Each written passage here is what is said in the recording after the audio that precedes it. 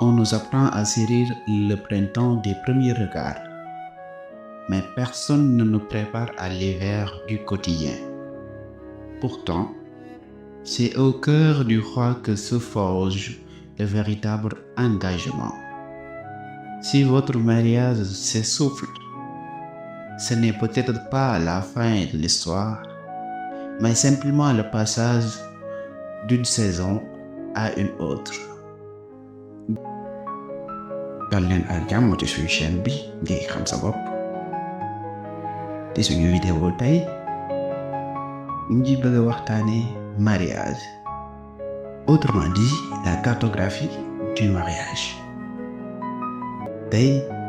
ñuy bëgg a waxtaan ci les différentes phases d'un mariage, ndax sëy dafa bëri ay phases. dañu nekk au nombre de 3, maanaam ñetti pàcc ñoo am ci sëy. tax nag le plus souvent li ñuy dugal ci sëy mooy gis nañ ni kii am na jëkkër wala kii am na jabar, ñu xool à la surface ñu gis ni que ñii kat niru nañ ñu kontaan, et bu ñu gisee ni ñuy kontaan nañ nag ñu jàpp ne peut-être sëy lu neex la, wala même si su fekkee ni jàpp ne lu neex kese la, mais dañuy jàpp ne peut-être lu neex li moo ci ëpp. ndax ni ngay gisee ñu couple def ay photo nekk di reetaan, à chaque fois nga leen di gis nga yaakaar ne peut-être sëy daal lu neex la war a doon, ndax yow liñ lay wan ci biti yëpp da ngay gis ni que lii daal gisoo ci doon naqari, mais en réalité sëy dafa am ay réglam, am ay réalités yoo xamante ni ku ci duggul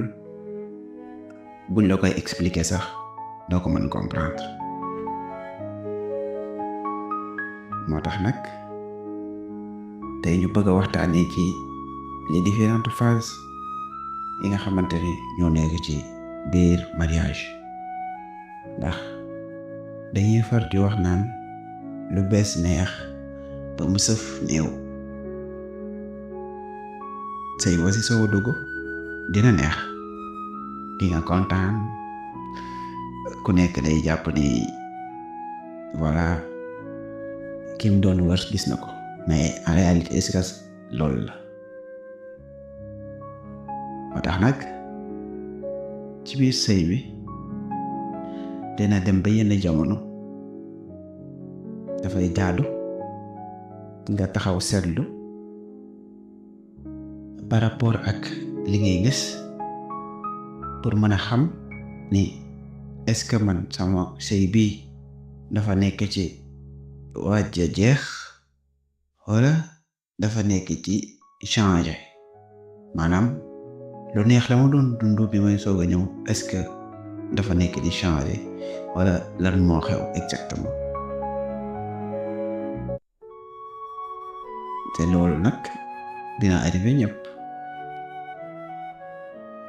moo tax nag tey ñu bëgg ci waxtaan yi nga xam ne ku nekk dina xam phase yooyu ban ak ban la, nga xam ni bu ñëwee di nga ko mën a gérer calmement et sereinement. En première phase, on a le mirage de la vision. Tout commence par le printemps. Cette phase que les poètes appellent l'état de grâce et que les biologistes nomment l'ocytocine. À ce stade, l'autre n'est pas un être humain. C'est un miroir de nos propres désirs. Nous ne voyons pas sa réalité, nous voyons sa promesse. C'est une usine nécessaire, le carburant qui permet de fonder un foyer. Mais attention, l'erreur tragique est de croire que cet état est la définition même de l'amour.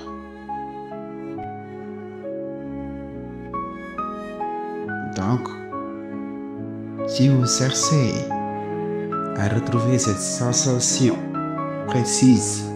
pour valider votre mariage, car le printemps est un cadeau, pas une destination. Comme ni ñu ko waxee woon ci suñu ndorteelu vidéo,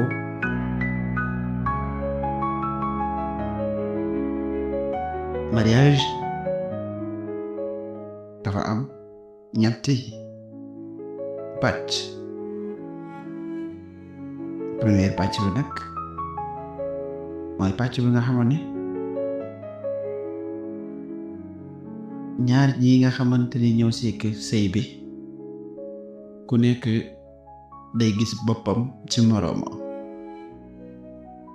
mu nekk loo xam ne ci nañ ko mën a waxee du nekk lu réel, maanaam li ngay gis en réalité ak li am dëgg du bokk,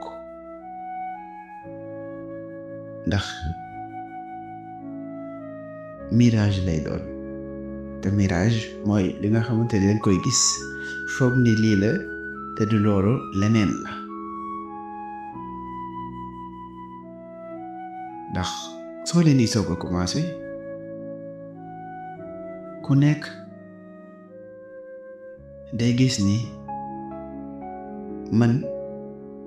kii mooy sama genn wàll, te genn wàll dañ ko expliquer ci boo ko bëggee comprendre mu gën a yomb mooy ñaari xaaju guro saa yoo leen dëppalee rek dañuy ànd ndax ay genn wàll lañ. li nekk ci kii moo nekk ci kee, li kiy bëgg loolu la kee bëgg, li kiy bañ loolu la kee bañ, li kii di gisee noonu tamit la kee di gisee. kon ci première pàcc bi da ngeen ni gis ni que euphorie moo ciy ëpp. ngeen nekk ci benn idéal, benn genre vie de rêve boo xam ne yéen a ngi koy mëne, ku nekk jàpp ni ki ma doon wër gis naa ko. ndax nag nit ki lépp lu nga xamante ni bëggul nga xam ko ci moom, pour nga xam ko day xaw a jafe. moo tax nag ci biir relation bi en général li nga war a xam ci sa partenaire yépp 1/3 bi kese ngay xam. boo xasee nag dem ba mariage dugg, ku nekk di soog a gis nag li nga xamante ni daaw ko gis ci moroomam.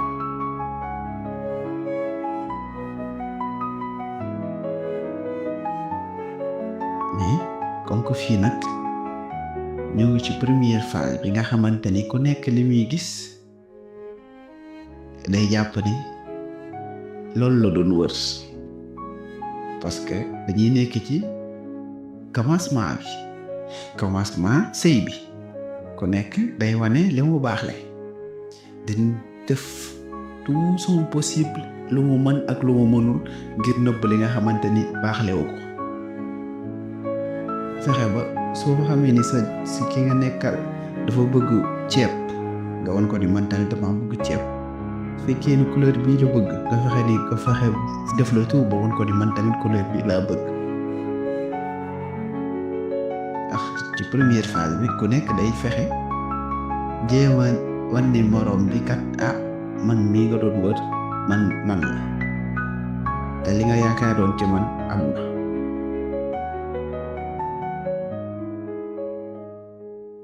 loolu nag mooy tax daanaka dund bi ngeen di dund day nekk benn genre gént, ndax du nekk la vraie vie, parce que yéen a ngi soog a commencé, mais ku nekk day nëbbu boppam moroomam di wane rek li nga xamante ni moom la baaxle. waaye nag loolu nekkul lu dul jéego bu njëkk, ndax loolu ngay gis bis boo jàppee ni loolu gese mooy mbëggeel di nga juum.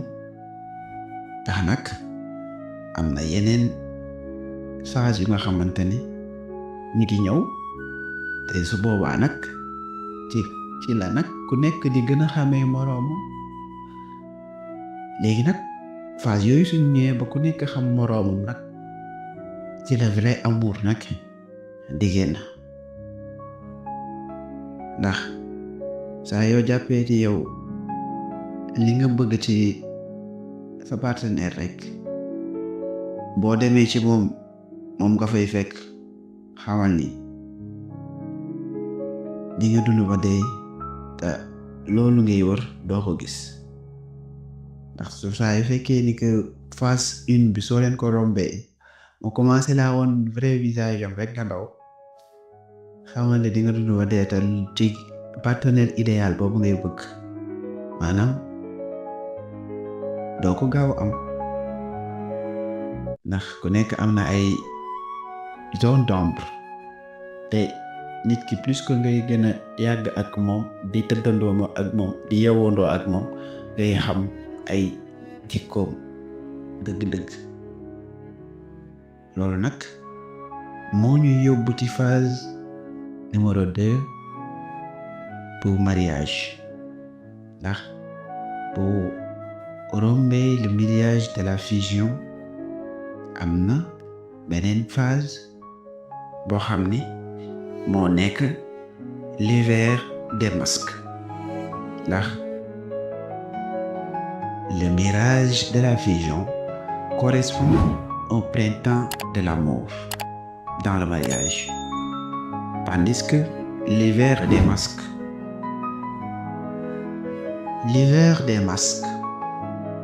c'est la phase la plus périlleuse, celle où le mariage se joue. L'autre devient étranger, ses habitudes nous agacent, ses failles nous effraient. C'est ici que beaucoup disent « Je ne t'aime plus », mais la vérité est souvent plus nuancée. Je n'aime plus l'image que j'avais de toi. Connaître cette phase est salvateur. Pourquoi? Parce qu'elle n'est pas le signe d'un échec, mais le signe d'une vérité qui s'installe. C'est le passage de l'amour idéal à l'amour réel. Pour sauver son mariage, il faut accepter de faire le deuil de la perfection pour embrasser l'humanité de l'autre. C'est beau, n'est-ce pas? L'hiver des masques, comme on le dit, dafa nekk phase boo xam ne lépp lu nga xamante ni ki nga daan nekkal daan na la ko nëbbu daf koy commencer di ko génne benn par benn. su fekkee ni dafa nekkoon koo xam ne couleur yi nga daan sol am na boo ko ci suuf mu ko daan gérer dans la première phase, bu ñëwee ba ci deuxième phase bi nga xam ne nag lim daan sóor ak lim daan bañ ak lim daan def yëpp pour wan la ni moom il est parfait, wan la ni yéen ñaar seen synchronisation est parfaite. su ñëwee ba ci phase bi dootu ci sonnati, lépp loo xamante ni daan na la ko muñal disons que ni du la ko muñal lépp loo xam ne daan na ko nëbbu du la ko nëbbati lu mu la bëgg a wax daf la koy wax sans masque parce que dans la première phase des fois di nga gis mu def loo nit ki nga nekkal di def loo xamante ni du la neex mais danga koy jéem a gérer ndax nit ki nag boo ko bëggee di ay qualité danga koy jéem a muñal ay défaut moo tax ci première phase bi lépp la daan muñ ku nekk da daan jéem di muñ li la soos ci sa morom di jéem di muñ mais ci phase bi nga xam ne nag comme on dit l'hiver des masques quand les masques tombent amatul c'est-à-dire lépp dañ koy teg ci table bi lépp lu la neexu ci moom danga ko koy wax mu dégg ko et dans ce cas nag habitude yi nga xamante ni daf la daan neex ci kee dafay commencer di la soof ku nekk di gis say défaut moroom ndax ku nekk am nga ay yoo xamante ni nekkul loo xam ne ay qualité li ci yow mais ay défaut lay doon ci yow ndax loolu sax moo tax ñu naan nit le fait que ku nekk am ay défaut c'est ce qui fait même l'humanité mais nit koo xamante ni amul défaut ça n'existe pas parce que loolu malaaka yi ñoo ko am amuñu défaut ñii dañuy julli rek ñii dañuy woor rek ñii dañuy sujjoot rek ñii di ruqoo rek ñii di taaya rek ñii di kàbbaar rek parce que ñooñu dañ leen a bind ci noonu dañ leen a bind ak perfection ñun nag dañoo bind ci ñu am ay lu baax waaye tamit am yoo xam te ni yu baaxul la loolu mooy def suñu nité en quelque sorte nit dëgg day am ay défaut loolu mooy nit humanité buñ koy wax mooy koo xam ne dafa am ay qualité am ay défaut et ce qui fait même l'essence de l'humanité la quintessence même de l'humanité c'est ces défauts ce sont nos défauts ku nekk am nga ko kon ci première phase bi da ngay gis ni que di nga daan gis ni kii mooy nit ku gën ki ma doon wër en réalité nekkul nit ku gën ndax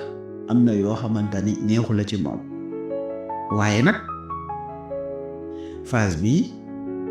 moo nekk phase bi gën a baax ndax li tax mu nekk phase bi gën a baax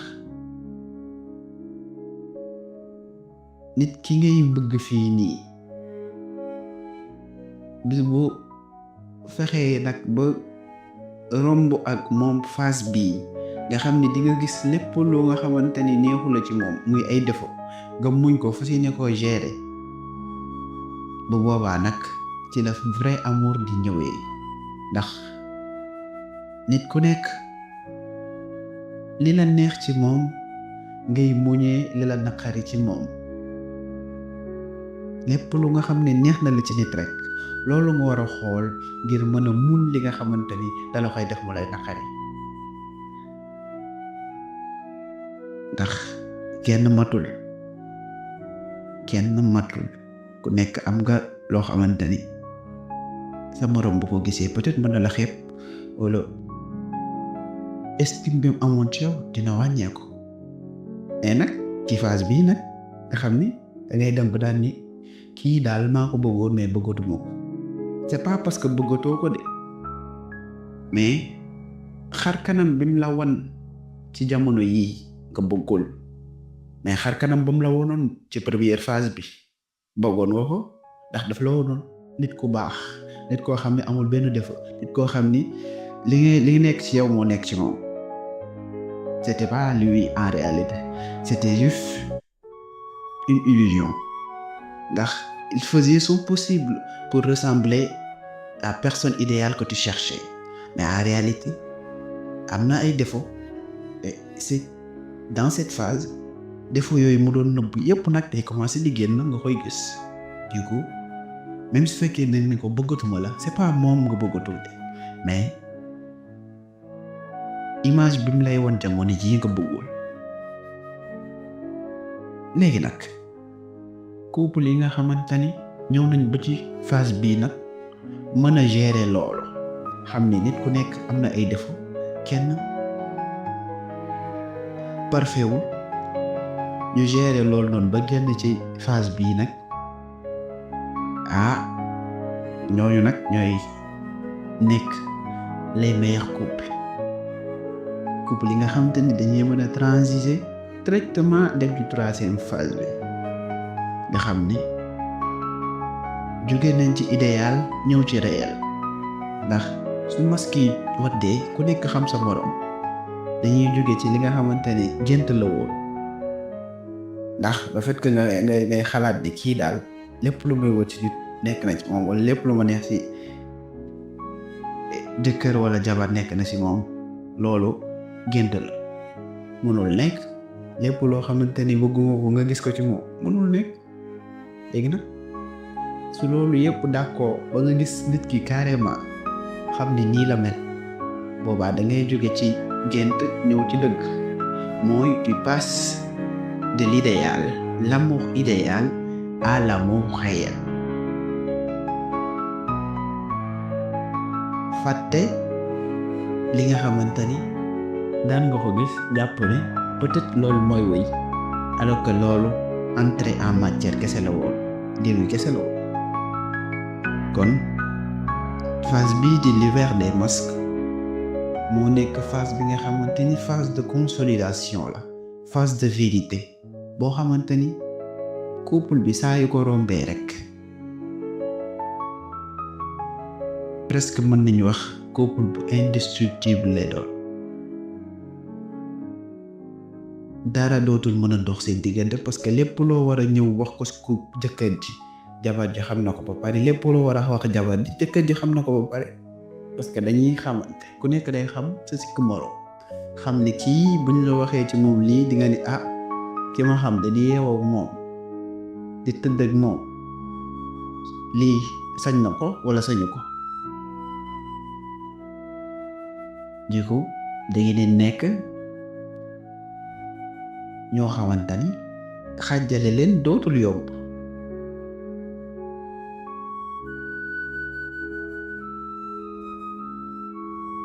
du coup da ngeen di nekk ñoo xam ni xàjjale leen dootul yomb ndax ku nekk xam na sa moroom. moo tax nag phase bi nekk phase bu am solo trop. léegi nag buñ duggee ci phase bi nga xamante ni mooy l'hiver des masques dañuy dem nag ci phase bi nga xam ni mooy l'automne de la sagesse.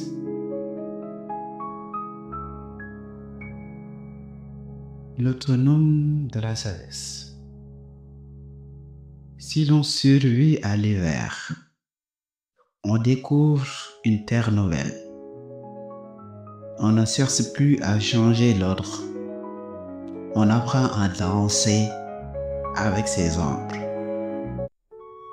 C'est l'étape de la complicité souveraine. On devient des alliés. On comprend que le mariage n'est pas une prison, mais un jardin que l'on cultive à deux, avec patience et humilité. On apprend que le silence n'est pas un vide, mais une respiration. Connaître ces cycles nous donne une arme invisible. La patience, savoir que l'orage passera, parce que nous avons déjà survécu à la grêle. Comme niñ ko waxee woon sànq rek, hiver des masques moo nekk moment bi nga xam ni moo gën a metti ci mariage ndax ku nekk dina gis loo ko xamante ni neexula ci sa moroom te su boobaa mbëggeel dëgg mooy tax ngeen surmonter passage boobu romb ko mën a ñëw nag ci l'automne de la sagesse ndax ci biir hiver des masques moo war a nekk centre de formation bi nga xamante ne fu ñu war a jàngee ku nekk sa moroom xam sa moroom de telle sorte que soo leen ñëwee ci automne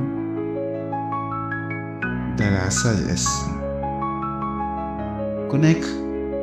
day nekk benn allié moroomam nekk benn complice moroomam ndax ku ci nekk dangay xam sa moroom de telle sorte que lu sa moroom dugg wala mu ciy waaj a dugg yow dangay pare pour soutenir ko parce que xam nga lu mu capable xam nga lu mu sañ ak lu mu sañu li ko dangay pare ngir soutenir ko ci lépp c'est là nag ngay war a nekki son vrai âme sœur c'est-à-dire moroom bi nga xamante ni doon naa ko wax mooy xarit dëgg fii ngeen koy doonee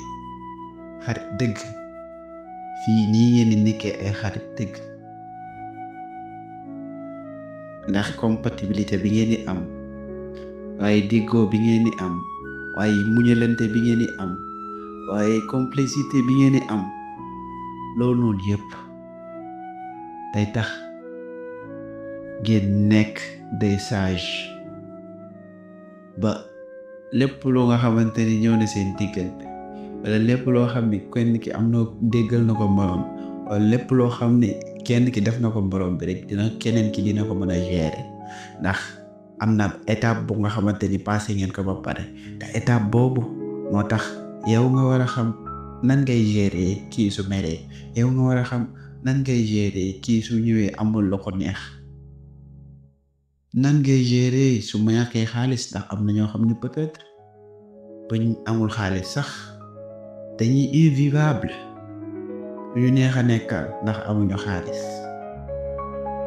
ku nekk ak say affaires ku nekk ak say jikko ku nekk ak li nga xamante ni moo la mën a perturber yow nag soo demee ba xam loolu yéen ñaar ku nekk xam ko sa moroom da ngeen di nekk nag ay charge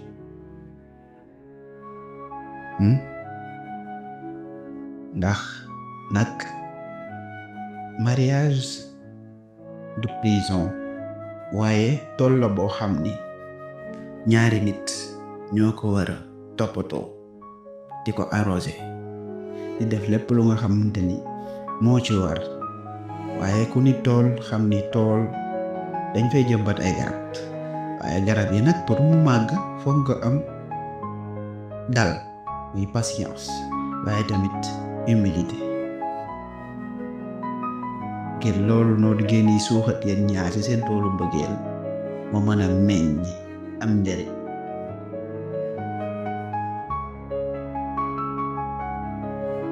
kon ci 3 phases yi gis ni que bépp phase bu nga xamante ne romb nga fa rek dalay jàngal lu bari waaye tamit dalay préparer ngir nga mën a nekk ngir nga mën a xam waaye tamit ngir nga mën a gën a nekk koo xam ni di nga am expérience bu doy ngir mën a dund ak ki nga xamante ni moom nga nekkal kon ñetti phase yooyu ñoo nekk ci biir mbëggeel xam ko nag mooy neexal suñuy diggante waaye tamit xam ko mooy tax suñu nekkin ak ñi nga xamante ne ñooñu lañu bëgg gën a neex. Pour sauver votre mariage, Ne cherchez pas à remonter le temps. Ne cherchez pas à redevenir ce que vous étiez le jour de vos noces. Ce couple-là n'existe plus. Et c'est une bonne chose. Le mariage est une succession de morts et de résurrections. En comprenant dans quelle phase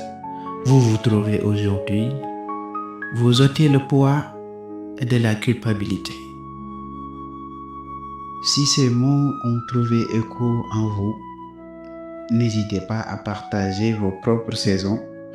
dans les commentaires. Dans la vie, tout n'est pas rose. Dina metti waaye lu metti lu neex lay mujjee waaye lu neex mënul continuer di neex lu metti tamit mënul continuer di metti kon képp koy dugg ci sëy rek nga sóoraale ko xam ne du lépp a neex waaye am na lu naqari li nga gis yëpp du loolu la. kon tey lan lañ leen indiloon ci vidéo bi nga xam ne ci ngeen doon wax les 3 phases du mariage. Donc comme niñ ko daan baaxoo di wax ba rek jaa ngeen def ci déglu bi waaye tamit bu leen fàtte